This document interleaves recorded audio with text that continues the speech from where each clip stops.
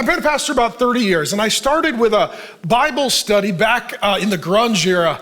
And it was a bunch of punk rock kids and college students and a bunch of homeless runaway kids. So I thought, they need Jesus. I'm a brand new pastor, brand new Christian. So I wanted to start a Bible study for them. So I went and rented a room at a Baptist church, and a group of older grandmothers gave me approval to rent their room. So I started a Bible study, and some church kids showed up to the Baptist church. And then I started inviting punk rock kids and these runaway homeless kids and these anarchist kids. And here's literally what they said. They're smoking cigarettes. They're like, hey, where's the Bible study? I was like, it's at the Baptist church. And they're like, yeah, we can't do that. Can you smoke? I was like, at the Bible study? They're like, yeah. I was like, there is no Baptist church with a smoking section, right? Like there is none. There's no way I'm gonna get the Baptist grandmas to sign off on the smoking section for the punk rock Bible study. But I was like, I gotta reach these kids for Christ because they don't know it. They're in the eternal smoking section. Like they really need Jesus in a big way. So I told them, I said, well, hey, if I start a Bible study with a smoking section, will you come? And they're like, okay. So I found a public park and I started a Bible study, and I invited all the college kids who grew up in the Christian homes, and then all the punk rock, homeless, anarchist kids. We all got together. A couple of the kids played guitar. It wasn't really worship. They're just kind of jamming. And then I got up and I was like, all right, I'm here to teach the word of God. So I started in the book of Revelation. I thought, what else for punk rock goth kids would they want than the book of Revelation? I think we're going to nail this. These kids got black painted fingernails, guy liner. They hate their dad. Like they're smoking cigarettes. Like this is it. This is their book. I start teaching. I kid you not. The punk rock kids interrupt me. Like, yeah, we don't want to talk about this. I was like, what? I was like, I'm the pastor. They're like, we don't care. I was like, well, what do you guys want to talk about? They're like, let's do Q&A. I was like, okay, let's do Q&A. Every question from the smoking section was, guess what? A very specific sexual question. Very, very, very specific, okay? And at this point, I'm trying to answer the questions. And at this point, the kids that grew up in the Christian home, they're not even making eye contact with me. And they're all blushing. And they're trying not to blink and look awkward. And so I'm answering the questions of the punk rock kids. And I assume they're just trying to, hey, let's just embarrass the pastor. So I was like, hey guys, haha, that was funny. Can I get back to the book of Revelation? They're like, no, we have a lot of other questions. Here's what I learned. All their questions were about sex. Can I smoke weed? Were there dinosaurs? And are aliens real? That's it. That's it. Like, if I had sexy aliens smoking weed, riding dinosaurs, it would have been like a revival. Like those are the things that they really cared about. And so I taught the Bible study, answered all the very specific questions, and then we took a break and it was over. All the kids that grew up in the Christian home, they went to play volleyball. They brought a volleyball net and a volleyball, and they were wanting to just pretend like this didn't ever happen. And so then all the punk rock kids got together to smoke cigarettes and talk about their dad and how much they hated him. So I went over and I hung out with the punk rock kids, and I came to find that their questions were actually totally genuine.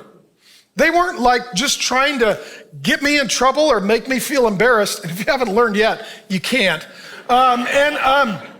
And so I go over to the Christian kids. I was like, well, how are you guys doing? They're like, that was the weirdest Bible study I've ever been. Like they got total trauma. And I looked at one of the guys. I said, do you even know what the questions were?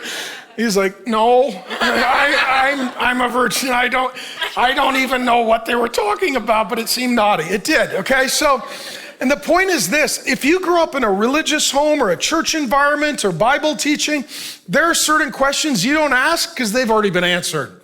You're like, you don't ask that question, we all know the answer. If you didn't grow up in a Christian home or a Bible teaching environment or a religious subculture, you're just raised by wolves. You're like, I don't know, I just got questions. This is what happened in the early church. There is a point to all of this. Later in the sermon, I'll just say some crazy stuff, probably doesn't have a point, but this one does. So in this one, the point is this, when they started bringing the message of Jesus, they came to the Jew first, then the Gentile. The Jew would be religious tradition, grew up studying the Old Testament. We have these questions answered. Paul started the church in Thessalonians when he went to Thessalonica in Acts 17, and it says he went to a certain place, the synagogue, talked to all the Jewish people about Jesus. They became Christians, followers of Christ. Then over time, the Gentiles, the non-Christians, the people, the punk rock kids who grew up with guy liner and Marlboro Lights, those kids all started coming to the church and they had a bunch of questions. So they wrote Paul a letter. They said, hey, here's all of our questions. Paul writes 1 Thessalonians as the Q&A. It's his response to their questions. And these people that are asking the questions, a lot of them are sexual. They grew up in the Roman Empire dominated by Greek culture. So if you don't know anything, let me just ask you one thing. Was the Roman Empire with Greek culture, was it naughty? Yeah. Very naughty. Very, very, very naughty. There's this whole trend on social media right now. Gals going up to their boyfriend. Do you think about the Roman Empire? Let me tell you this. Your boyfriend is probably Roman, okay, in his behavior. They were naughty. And so in Roman culture, Greek thought the best sexual relationship was between an older man and a younger boy, so they groomed them. There was adultery, there was fornication, living and sleeping together before and outside of marriage. They had transgenderism, cross-dressing, every sort of craziness that we're dealing with. They actually had temples devoted to illicit sexual activity. The one in Corinth had 1,000 male and female prostitutes. They had every problem that we do. And they just met Jesus. And so they're like, okay, we got a lot of questions about what we can do and not do. Thanks for joining me. My name is Pastor Mark. I've been teaching the Bible for more than 3 decades and head on constant collisions with woke culture. And I would love to get you more Bible teaching. 2 things you can do. Go ahead and watch the sermon in total and also subscribe to the channel. And I'll just keep sending you Bible teaching and we'll have a lot more fun together.